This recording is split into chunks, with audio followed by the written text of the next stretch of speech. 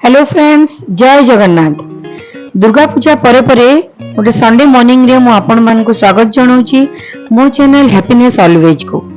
तो आपण माने मो चैनल को देखंतु, सब्सक्राइब करंतु, लाइक करंतु, मो वीडियो रे किछि कमेंट मध्ये दियंतु।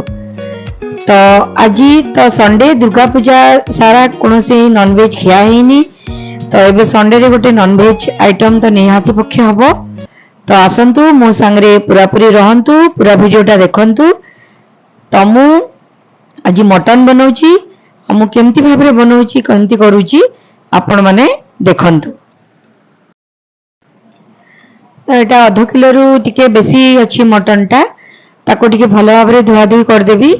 आउ धुई सरला परे ताको हल्दी, लूण आउ अदा रसुण पेस्ट आ टिके सोरिष तेल देई ताको मैरिनेट करी पाखापाखि आधा घंटा मु रखिदेवी। कहना मटन किंबा चिकेन को किसी समय मैरिनेट करी रखिदेले ता मसला गुड़ा ता भितरे भितरे भेदी जाए, तो टेस्ट टिके भल लगे। तो अदा रसुण पेस्ट एमती 2 चम्मच पाखापाखि नहीं, कहना मटन भी आधा किलो रु टिके मात्र बेसी अच्छी। तो आपणकर मटन रो क्वांटिटी हिसाब रे मसला नेबी। जदि झोल मात्र बेसी करबा को चाहंती तले टिके बेसी मध्य पेस्ट नहीं पारंती। तो एमती ताको मैरिनेट कर दबा, गोले गाले की आधा घंटा पाखापाखि आम ताको छाड़ दबा। तो सही समय टाको तो हमें वेस्ट करबानी, सही भितरे आमे सब अलगा प्रिपरेशन करनबा। जेमती 2टा बड़ बड़ पियाज मु नेची, बड़ साइज पियाज ताको एमती कुछ कुछ करी लंबा लंबा साइज रे काटी देबे। आउ आलू आउ पपीता नेची। तो आलू तो समस्त मटन रे पकांती, रे तो नॉर्मल, किंतु अमृतभंडा कि पपीता प्राय बोधे कहीं पकांदेनी, बहुत कम लोक सेटा को यूज करती। आम घरे मध्य आम छुआ बेलू देखी आसचु पपीता निहाती पक्षे मटन रे पड़े।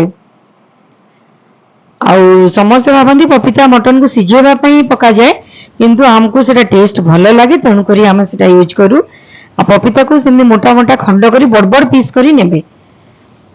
आउ तापरे प्रेशर कुकर नेली, कना मटन तो निहाती प्रेशर कुकर रे ही करिया को पड़िबो, नले हांडी किंबा डेक्ची रे कले टिके समय निए।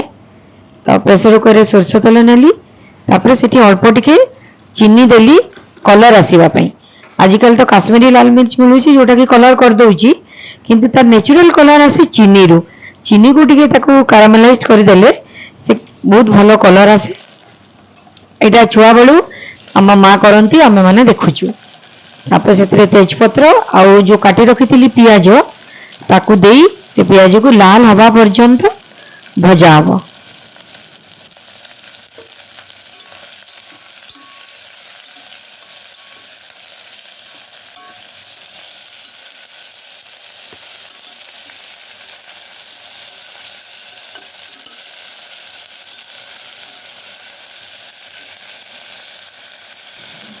तो पियाज लाल ही आसला परे सेतरे आमे जो मटन को मैरिनेट कर रखिथिले ताकू दे दबा। आ देई ताकू भलो भाबरे कसिबा, काना मटन को जेते कसिबा तार कलर सेते आसीबो आ मटन टा सेते भलो टेस्ट लागिबो। तो आको पाखापाखि आधा घंटा रु 45 मिनिट मु कसिली। प्रेशर कुकर सीटी बंद करबा पूर्वरु ताको मु कसिली, काना जेते कसिबे मटन रा टेस्ट भी सेतकी बढ़िया लागिबो।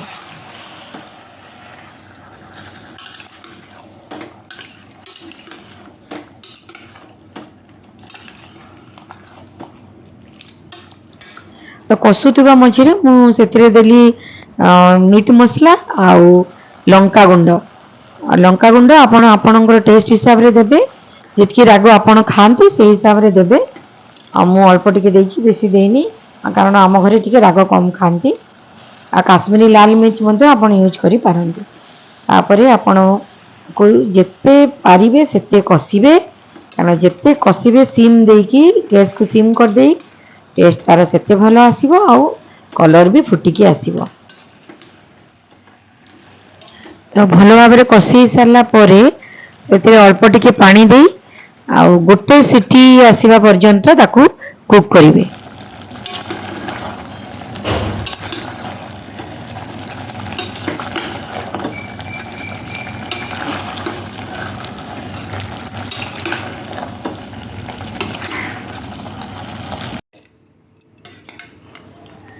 गोटे सीटी पर ताको खोल देबे आउ सेतरे आपण आलू आउ जो पपीता भाजिकी रखिथिले सेटा देई देबे आ जेते पानी दरकार सेते देई आ दुईटा किंबा आउ तीनटा सीटी लागिबो कारण मटन बहुत समय कषा होईची तो बेसी सीटी दरकार नहीं। तो एबे देखंतु एटा होची फाइनल लुक कि सुंदर देखा होची आउ टेस्ट भी बहुत सुंदर हेतिबो खाइले जणा पड़िबो टेस्टटा केमती।